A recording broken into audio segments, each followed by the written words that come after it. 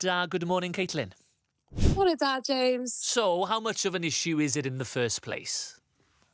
I think it's been a really sort of silent epidemic, to be honest, across the UK and including in Wales. The idea that, if you're a retail worker and you're selling products like alcohol and cigarettes and like knives and stuff in some cases as well, that abuse and harassment and the dangers that come with that should be part of your job. And I think the huge success of the campaign that we've been part of, but also as Door the trade union and retailers like the Co-op group as well, has been saying actually no, like people should have respect and dignity at work. You shouldn't have to feel afraid that you're gonna, someone's gonna shout at you or spit at you or worse. And so actually saying, this is about people feeling safe in their jobs, and we're going to do something about it and change the law to make sure that they can expect that basic level of safety at work. But if someone sort of spits at you at work, what have you, isn't that covered by laws already? Yeah, it would have been, and a lot of retail crime would have been covered by existing laws.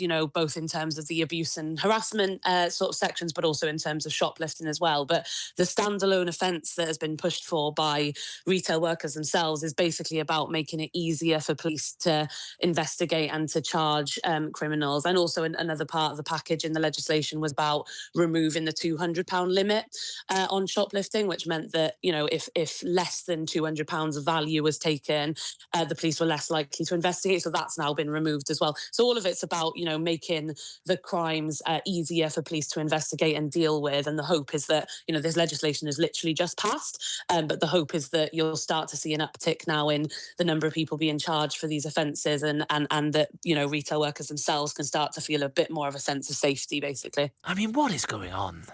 It seems to be, as you said, a growing problem. Why are people behaving so obnoxiously, criminally, potentially?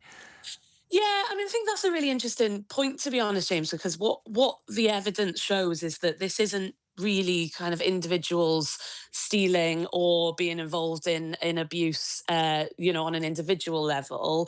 The evidence suggests that this is kind of backed by criminal gangs, and so criminal gangs will go into your local co-op and take a load of stuff and give the retail worker a really difficult time, and then that food will get sold on, and it's part of a bigger network.